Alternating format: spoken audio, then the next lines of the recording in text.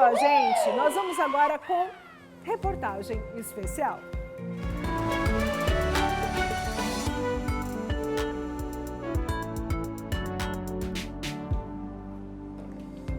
Segundo o levantamento do INCA, que é o Instituto Nacional do Câncer, um dos hábitos que contribuem para a incidência do câncer de pulmão, traqueia e brônquios é o tabagismo, ou então a exposição passiva ao tabaco. O cigarro é responsável por cerca de 85% dos casos diagnosticados. Quem parou de fumar recentemente também precisa continuar sob cuidados. Os riscos se estendem até 20 anos depois. Reportagem especial de Ellen Genaro. Vende panelas pelas ruas da cidade, mas nunca anda só. O companheiro está logo ali, dentro da mala. O vício, você sabe, como todo o vício é complicado. Só quem sabe que está dentro do vício. Mas com fé em Deus, nossa partida, nós saímos disso aí. Só depende de mim, pelo amor de Deus. Ela fuma desde menina. Hoje, senta-se sozinha no banco do calçadão. Já sentiu muitas vezes que a própria presença incomodava outras pessoas. Consegue parar de fumar? Não. É difícil? Difícil. Ele faz bem, acalma, o que acontece? É vício mesmo. Como é que é? Não, eu sei que incomoda, porque eu sou fumante e me incomoda jogar fumaça em mim, então eu sempre afasto das pessoas. E às vezes tudo isso começa numa besteira de jovem. A menina que vai junto com as outras. Você parou como? Determinação. É, parou? Não quero mais, pronto. Foi uma fase besta, assim. Foi. Amizade, né? Amizade às vezes estraga a gente. Aí a gente pega e tem que tomar uma decisão. Você fica naquele ali ou não, né? O uso do tabaco passou a ser identificado como fator de risco para uma série de doenças a partir da década de 50. No Brasil, em 1970, começaram a surgir movimentos de controle do tabagismo, liderados por profissionais de saúde e sociedades médicas. E agora, o apelo é também para evitar o vapor, o cigarro eletrônico. Uma das mais de 4.500 substâncias que um único cigarro contém, a nicotina, interage com receptores neurais que liberam substâncias como dopamina, acetilcolina, serotonina e beta-endorfina, conferindo uma sensação de prazer imediato. Neste mês, a Anvisa decidiu por manter a proibição de cigarros eletrônicos no Brasil. A vedação, em vigor desde 2009, vai continuar em todo o país. Com a decisão, qualquer tipo de importação desse produto está proibida, inclusive para uso próprio. Segundo esta médica pneumologista, o vapor também tem nicotina.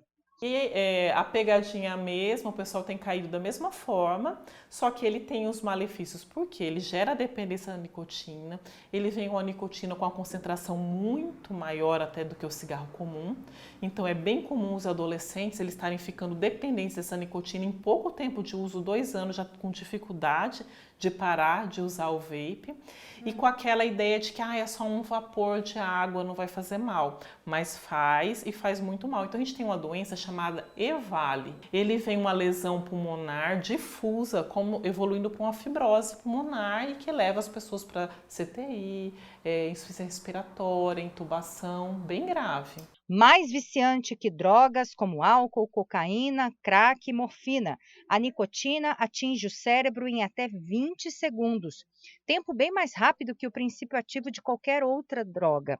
Assim, a probabilidade de um indivíduo se tornar dependente de nicotina é muito alta, com crise de abstinência bastante incômoda, que geralmente se inicia minutos depois do último trago. As grandes responsáveis pela dificuldade de um fumante interromper o uso do cigarro. Pois é, o cérebro tem fome de cigarro. Furou o pneu do carro. Ai, meu Deus do céu, tem que fumar para aliviar esse estresse, até chegar, bater, né? Então, isso aí a pessoa vai aprender a controlar. Então, ela vai ter que mudar o raciocínio. Opa, se eu fumar nesse momento, vai resolver o problema do carro? Não vai. Vai criar um outro problema. Então, tudo isso aí a pessoa vai ter que se trabalhar. Várias doenças que caminham junto com o tabagismo. A ansiedade é uma delas. A senhora quer parar? Eu tenho vontade, mas assim, ainda não encarei ainda um tratamento. gás carbônico, monóxido de carbônio, armônia, benzeno, tolueno, alcatrão, ácido fórmico, ácido acético, chumbo, cádmio, zinco, níquel, dentre muitas outras substâncias, são encontradas no cigarro. São responsáveis pelo aumento dos riscos das pessoas desenvolver problemas de saúde, como câncer, doenças coronarianas e o enfisema pulmonar. Então aqui, esse modelinho, ele mostra ali como que é dentro então, dos brônquios, né? Então o fumante, ele tem um aumento de secreção brônquica. Então esse aqui, por exemplo, é um brônquio. Um brônquio lá dentro, normal, ele é aberto e sem secreção, tá? Quando a pessoa tem uma bronquite crônica, seja causada pelo cigarro, ele tem um broncoespasmo, esse brônquio é mais fechado e aumenta a produção de secreção. Então, como tem essa secreção aumentada, o que acontece? Vírus e bactérias vão grudar e fazer mais infecção, tá? É o pigarro? Isso aí é o pigarro.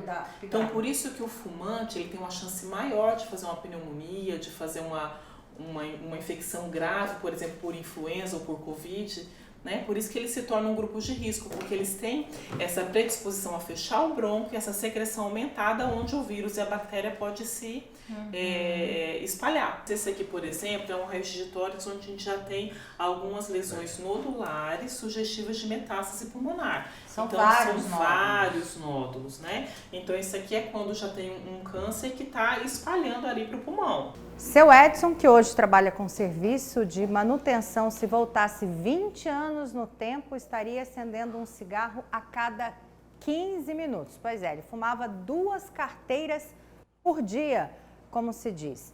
Segundo as estimativas da Organização Mundial de Saúde, os números têm diminuído. Até um tempo atrás, 1 em cada 3 pessoas fumavam.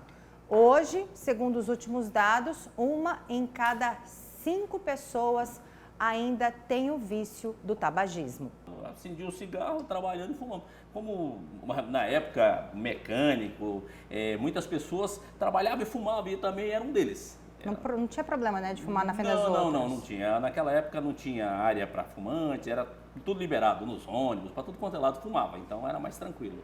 Ele parou de fumar há mais de 20 anos. Hoje se orgulha dos filhos não serem fumantes. Na época, eles foram a maior preocupação. Quando começou a nascer meus filhos, comecei a ver que eles tinham problema respiratório. E muitas das vezes também eu sentia que meus filhos tinham assim, um desejo de fumar e eu via que eles estavam indo no mesmo caminho que eu. Então eu comecei a me sentir incomodado, porque já passei, não podia mais fumar dentro de casa, tinha que fumar para fora, então já era mais um incômodo. Então eu comecei a ver que eu precisava parar de fumar. A efizema foi uma marca deixada na vida deste ex-fumante, que hoje ele nem se lembra que um dia teve esse vício. Nunca é tarde, não esperar uma lesão no pulmão, como eu tenho até hoje. Tempos atrás eu fiz uma raio-x do pulmão, a lesão continua lá. Só que ela parou, estacionou, ela não cresceu, ela continua lá. E eu acredito que ninguém precisa de uma lesão no pulmão para parar de fumar.